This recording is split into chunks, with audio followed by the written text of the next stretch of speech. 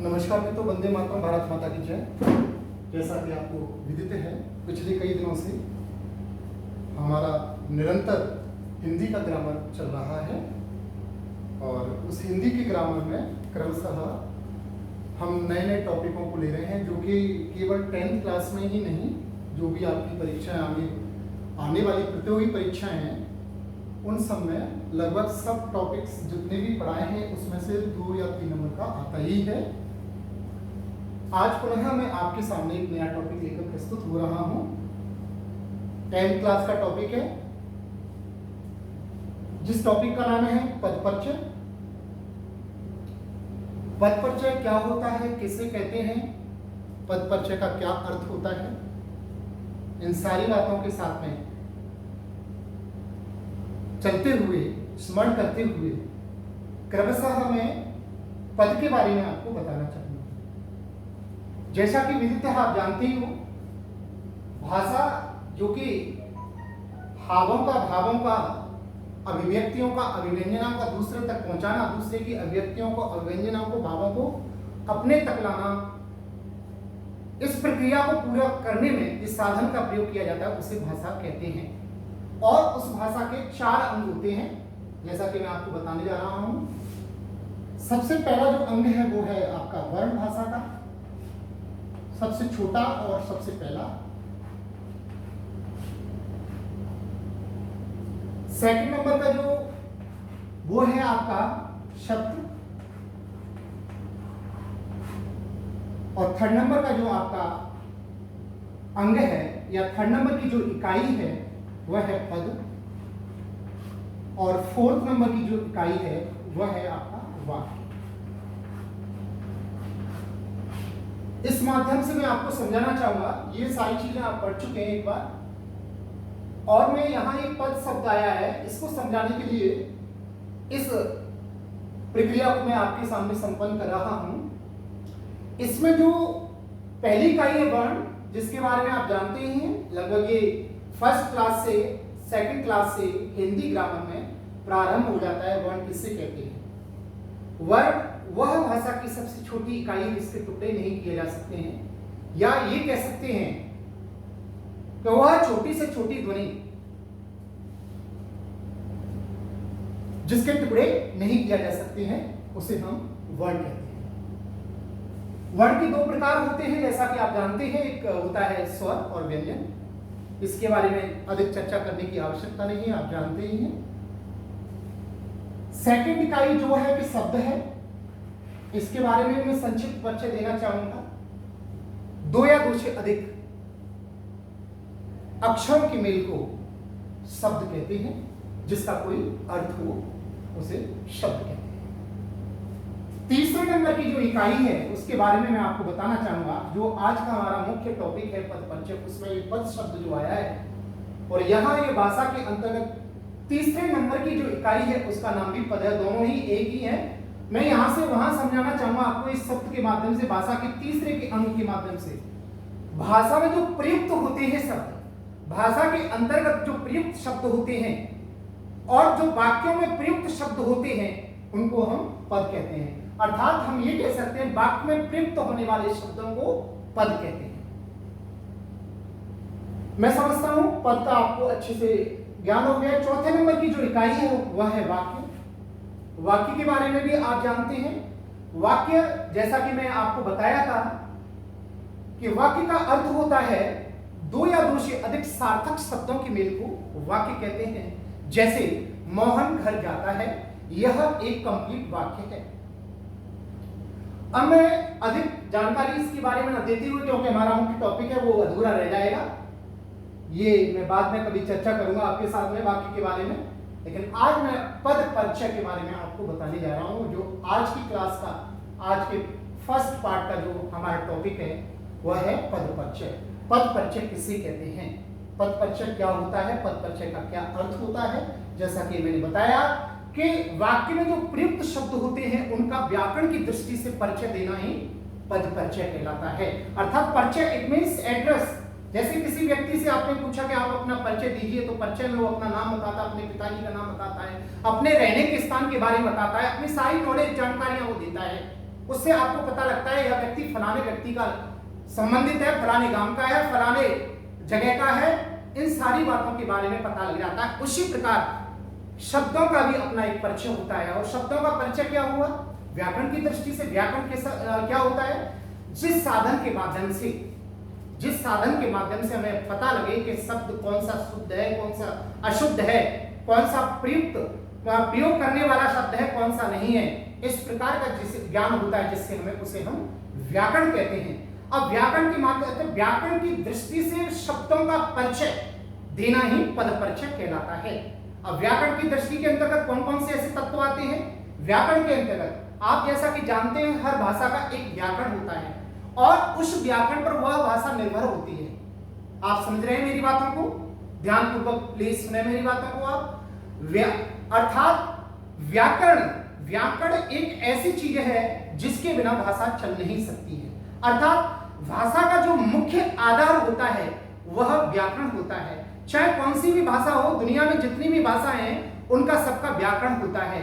व्याकरण के बिना वह भाषा अधूरी होती है, चाहे वो हिंदी भाषा हो, चाहे अंग्रेजी भाषा हो, चाहे संस्कृत भाषा हो, चाहे तेलुगु भाषा हो, चाहे फारसी भाषा हो, दुनिया की जितनी भी भाषाएं हैं उनका सबका व्याकरण होता है और वह भाषा व्याकरण पर निर्भर होती है। तो हम कह सकते हैं कि जो भाषा होती है वो व्याकरण पर निर्भर होती है। उस भाषा का के अंतर्गत जो होता है वो व्याकरण होता है। उस व्याकरण के तत्वों में मैं आपको बताना चाहूंगा। उस व्याकरण के तत्व में आपका पहला तत्व ले लीजिए संज्ञा, दूसरा ले लीजिए सर्वनाम,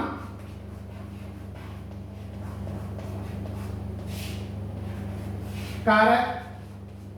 ये सब व्याकरण के तत्व है, व्याकरण के अंग हैं, व्याकरण के अंतर्गत आने वाले अंग हैं। अर्थात व्याकरण किसे कहते हैं, इन सभी बातों को, इन सभी टॉपिक्स का जिसमें वर्णन किया जाता है उसे व्याकरण कहते हैं। जिसमें संज्ञा हुआ, सर्वनाम हुआ, कारक हुआ आपका, और 4 नंबर आपका वचन हुआ, लिंग हुआ,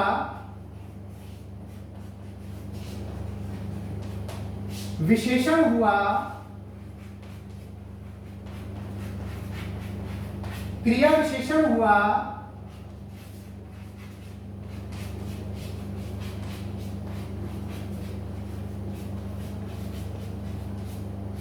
आदि। इसके अलावा और भी ऐसी चीजें।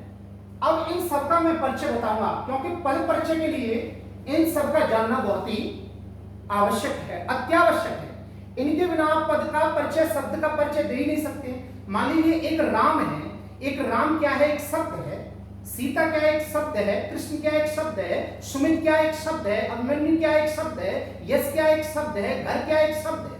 अब इन शब्दों में व्याकरण की दृष्टि से इस शब्द में कौन सा लिंग है, कौन सा वचन है, कौन सा कारक है, इन सब का जानकारी हमें बहुत ही अत्यावश्यक है।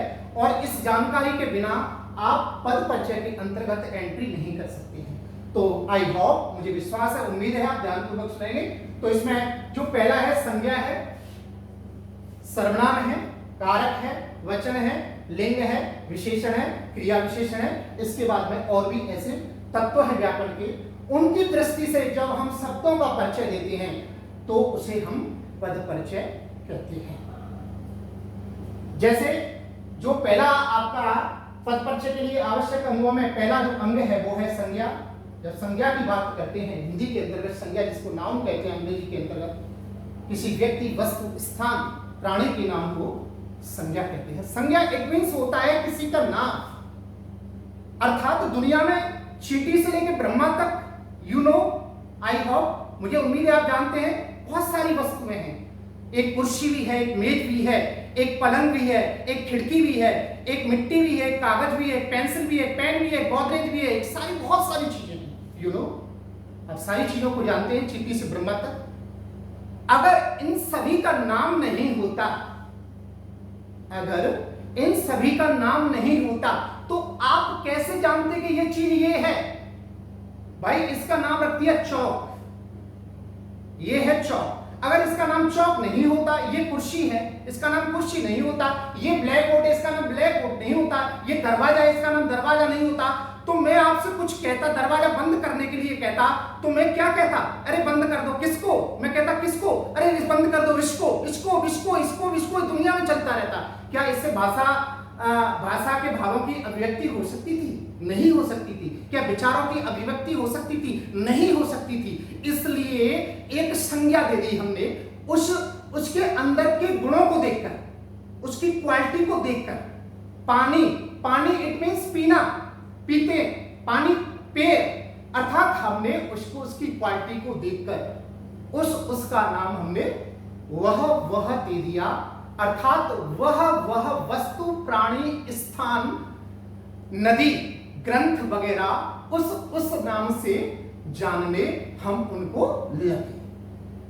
तो संज्ञा इस प्रकार। तो फिर संज्ञा के बारे में हम पढ़ते हैं। संज्ञा के कुछ प्रकार भी होते हैं। मुख्यतः इसके 3 प्रकार होते हैं, कुल मिलाकर इसके 5 प्रकार हो जाते हैं। 5 टाइप्स ऑफ नाउन। आपके संज्ञा के अगर देखें मुख्यतः 3 प्रकार होते हैं। व्यक्तिवाचक संज्ञा, जातिवाचक संज्ञा, भाववाचक संज्ञा, ये 3 मुख्य है। इसके बाद में चौथे नंबर की जो संज्ञा है वह आपकी द्रव्यवाचक संज्ञा और समूहवाचक संज्ञा। सर्वप्रथम आप संज्ञा के बारे में समझ ही गए होंगे। संज्ञा किसे कहते हैं, संज्ञा क्या होता है, संज्ञा के बारे में मैंने आपको बता दिया। अब हम संज्ञा के जो प्रकार हैं क्रमशः एक एक प्रकार को अच्छे से पढ़ते हैं। व्यक्तिवाचक संज्ञा, अर्थात एक ही व्यक्ति का बोध हो जिस शब्द से एक ही व्यक्ति का बोध हो, केवल उसी व्यक्ति का, चाहे वो प्राणी हो, चाहे वो किसी व्यक्ति हो, चाहे वो स्थान हो, उस नाम से उस एक ही स्थान का बोध हो। 2 का नहीं, 3 का नहीं, समूह का नहीं, पूरे संपूर्ण उस स्थान में रहने वालों का नहीं, केवल एक ही व्यक्ति का बोध हो। जैसे मैं आपको बताना चाहूंगा, राम कहने से दशरथ के बेटे राम का बोध होता है। दुनिया में राम केवल दशरथ के बेटे का जो वास्तविक गुण है उनके अंतर्गत वो केवल राम में ही है। और राम जाने जाते हैं तो दशरथ के पुत्र के रूप में जाने जाते हैं, ऐसे तो लोग रख लेते हैं नाम, बट राम वास्तविक राम अगर हैं तो वो दशरथ के बेटे मर्यादा पुरुषोत्तम श्री राम है। तो राम कहने से राम का बोध होता है, सीता कहने से राम की धर्मपत्नी सीता का बोध होता है। आगरा कहने से आगरा उत्तर प्रदेश में सबसे बड़े जिले के रूप में जो आता है उस आगरा का बोध होता है। लाल किला कहने से लाल किले का बोध होता है। और ताजमहल कहने से आगरा के फेमस जो 7 आपके फेमस जो स्थान है उनमें एक आगरा का बोध होता है। अर्थात कामधेनु कहने से कामधेनु नामक एक गाय का बोध होता है। अर्थात एक पर्सन, एक स्थान, एक नदी का केवल उससे बोध हो रहा है, उसे हम व्यक्तिवाचक संज्ञा कहते हैं। अगर नाम की बात करें तो व्यक्ति की बात करें तो राम सीता, अगर स्थान की बात करें तो स्थान में आगरा आ जाएगा। अगर आप प्राणी की बात करते हैं तो कामधेनु गाय ये आपका प्राणी के अंतर्गत आ जाएगा। अगर गंगा की बात करें तो ये नदी के अंतर्गत आ जाएगा। अर्थात किसी एक शब्द से उसी एक शब्द का बोध हो, उसी एक पर्सन का बोध हो, एक ही वस्तु का बोध हो, उसे हम व्यक्तिवाचक संज्ञा कहते हैं। सेकंड नंबर की बात करें जातिवाचक संज्ञा। जातिवाचक संज्ञा के अंतर्गत क्या आता है? जातिवाचक संज्ञा उस संज्ञा को कहते हैं जिस संज्ञा के अंतर्गत एक नाम के कहने से उसकी संपूर्ण जाति का बोध हो, संपूर्ण जाति का बोध हो। अर्थात व्यक्तिवाचक जातिवाचक में जमीन आसमान का अंतर है। व्यक्तिवाचक में जो होगा केवल एक ही प्राणी का उस नाम से उसी का बोध होगा, अर्थात वह नाम उसी के लिए प्रयुक्त हो रहा होगा, अर्थात उसके साथ में और कोई नाम नहीं आएगा, वह आएगा। आई होप, मुझे उम्मीद है विश्वास आप समझ गए होंगे। जातिवाचक के अंतर्गत क्या होगा? जातिवाचक के अंतर्गत आपका बोध होगा, अर्थात यहाँ लकड़ी भी ले सकते हैं, हालांकि लकड़ी उधर चला जाता है, यहाँ लकड़ी को उठा के आप द्रव्यवाचक के अंतर्गत ले लीजिए। यहाँ आप घोड़ा ले लीजिए,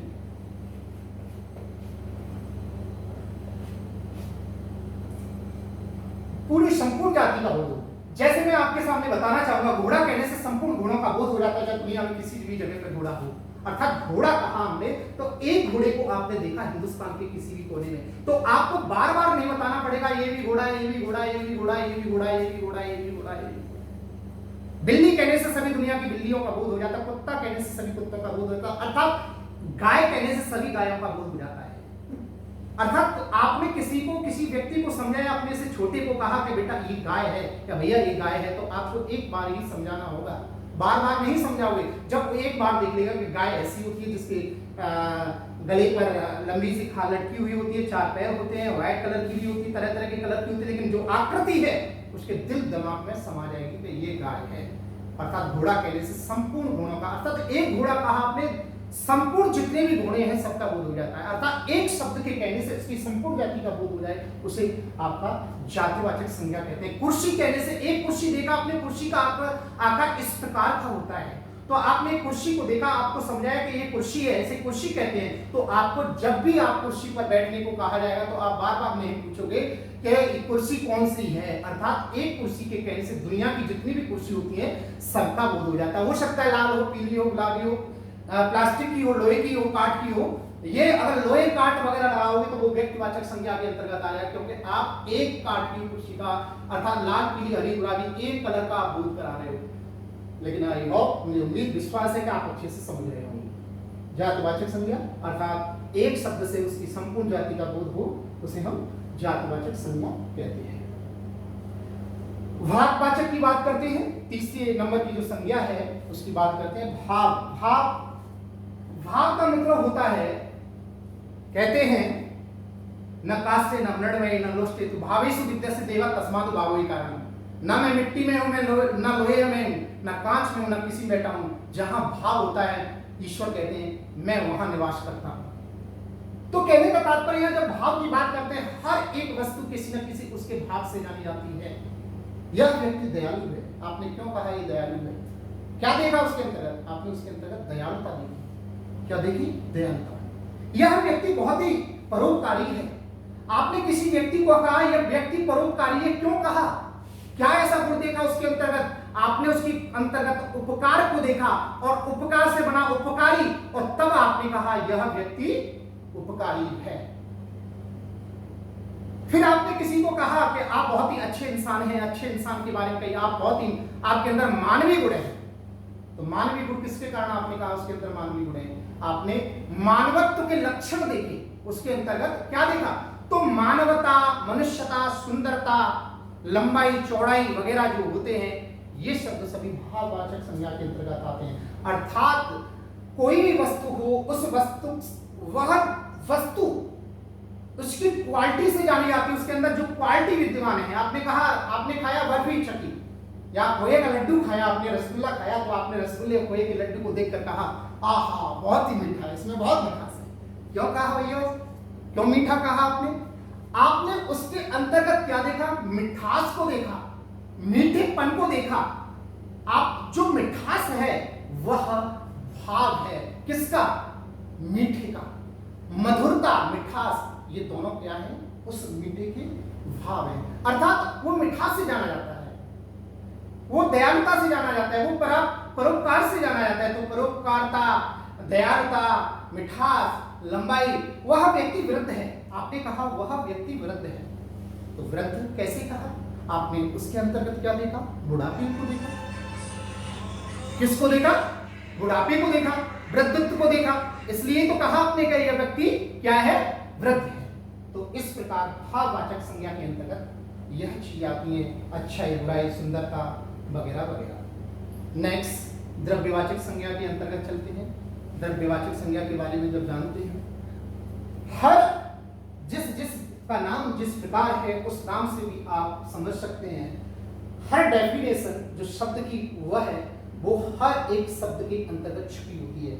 यहाँ व्यक्तिवाचक कहने से व्यक्ति से, यह व्यक्ति से आप पता लगा सकते हो कि इसमें केवल एक ही व्यक्ति का बोध होगा। जातिवाचक संज्ञा कहने से केवल जाति, एक ही जाति का बोध होगा, जाति से लगा सकते हो। भाव कहने से उसमें शब्द में जो भाव विद्यमान है, विराजमान है, उसको आप भाव कहेंगे। अर्थात मुझे उम्मीद है, विश्वास है कि आप तीसरे नंबर की संज्ञा तक समझ गए होंगे। चौथे नंबर की संज्ञा के अंतर्गत है द्रव्यवाचक संज्ञा, अर्थात जो पिघलता है, जो बहता है, जिसके अंदर लेयता होती है, पिघलने वाली चीज होती है, जिसको नापा तोला जा सकता है, जिसके अंतर्गत धातुएं आती हैं, लोहा, सोना, चांदी, लकड़ी वगैरह सारी होती। अर्थात इनको नापा भी जा सकता है, इनको तोला भी जा सकता है, और ये पिघलती है, वास्तविक सही है। सुनार हो, चाहे लोहार हो, चाहे चांदी बनाने वाला हो, कोई भी पहले उस वस्तु, उस धातु को वो क्या करता है? पिघलाता है, और पिघलाने के बाद में उसमें से नए नए पात्रों का निर्माण करता है। बिल्कुल, तो यहां हम कह सकते हैं जो वस्तु पिघलती है, बहती है, लेयता होती है, पिघलनापन होता है, जिसके अंतर्गत उसे हम आपका द्रव्यवाचक संज्ञा कहते हैं, जिसमें लोहा है, सोना है, चांदी है, लकड़ी वगैरह ये सारी चीजें। नेक्स्ट चलते हैं समूहवाचक संज्ञा। समूहवाचक संज्ञा किसे कहते हैं आपको पता ही है, समूह से आपको पता है, या द्रव्य से आपको पता लग गया था। यहाँ समूह, समूह का मतलब होता है आपका संगठन, समूह अर्थात समूह। हमने किसी समूह को देखा, हमने कहा वर्कशॉप चल रही है, कॉन्फ्रेंस चल रही है, तो कॉन्फ्रेंस नाम दे दिया। अब उसके अंतर्गत जितने लोग आ रहे हैं उनके नाम सबके अलग अलग हैं, उनका रहन सहन सबका अलग अलग, लेकिन एक हमने दे दिया, कार्यशैली सबकी अलग अलग है, हमने दे दिया वर्कशॉप, कॉन्फ्रेंस, हमने उसका नाम कक्षा।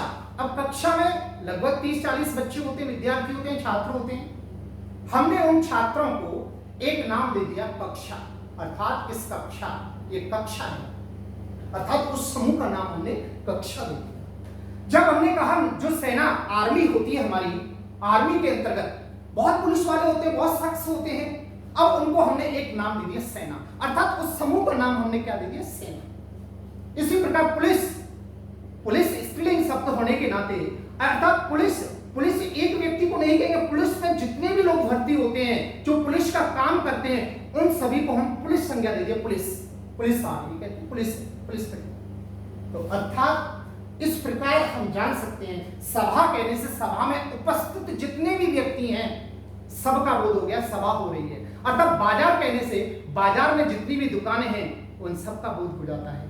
तो इस प्रकार हम समूहवाचक अर्थात किसी समूह संगठन का बोध हो जिन शब्दों से उसे हम समूहवाचक संज्ञा कहते हैं। आई होप, मुझे विश्वास है, उम्मीद है आप समझ गए होंगे। एक बार ससरी नजर से और देख लीजिए संक्षिप्त रूप में। व्यक्तिवाचक किसी व्यक्ति का, एक ही व्यक्ति, एक ही स्थान, एक ही प्राणी का बोध हो उसे व्यक्तिवाचक संज्ञा कहते हैं। राम, सीता, आगरा, कामधेनु, गंगा आदि।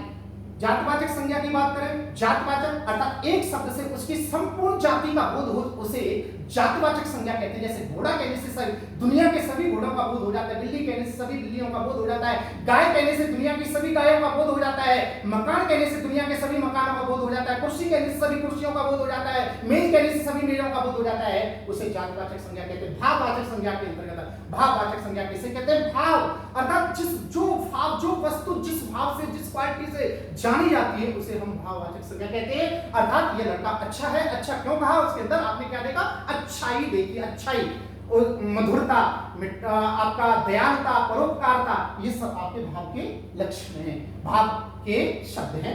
द्रव्यवाचक संज्ञा जो पिघलता है, जो बहता है, जिसको नापा तोला जा सकता है, उसे द्रव्यवाचक संज्ञा कहते हैं, जिसमें आपका लोहा है, सोना है, चांदी है, लकड़ी वगैरह वगैरह आदि है।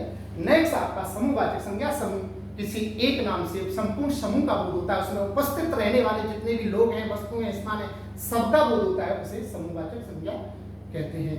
आई होप, मुझे विश्वास है, उम्मीद है पद परिचय के अंतर्गत इस चीज का बहुत ही जानना आवश्यक है और ये व्याकरण का सबसे वेरी इंपॉर्टेंट टॉपिक है और पद परिचय के लिए पहला टॉपिक है। अब ये इस टॉपिक के बारे में मैं बताना चाहूंगा आपको कि पद परिचय में इसकी क्या आवश्यकता पड़ी। अब जैसे राम घर जाता है, राम या मोहन पुस्तक पढ़ता है, एक शब्द है मोहन पुस्तक पढ़ता है,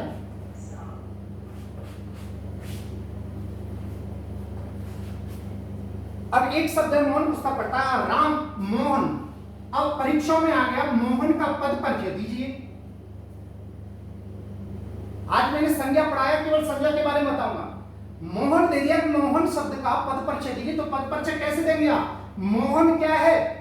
मोहन व्यक्तिवाचक संज्ञा है। इस प्रकार आपको पद परिचय के अंतर्गत आवश्यकता पड़ेगी इन सभी तत्वों की, जिसमें पहला तत्व संज्ञा होगा, सर्वनाम होगा, कारक होगा, वचन होगा, लिंग होगा, विशेषण होगा, क्रिया विशेषण होगा इत्यादि। इसके अलावा और भी ऐसे व्याकरण के तत्व हैं जिनके माध्यम से आप भाषा में प्रयुक्त शब्दों का पद परिचय, अर्थात यह शब्द व्याकरण की दृष्टि में कौन कौन से इसमें तत्व लगेंगे। मोहन में जैसे कहा मैंने व्यक्तिवाचक संज्ञा, तो आपको मैंने पढ़ा दिया व्यक्तिवाचक संज्ञा, तभी तो बता पाएंगे इसमें व्यक्तिवाचक संज्ञा है। नहीं हो सकता तो मैं नहीं पढ़ाता तो आप जातिवाचक भी बता सकते थे, इसमें हो सकता था आप समूहवाचक भी बता सकते थे।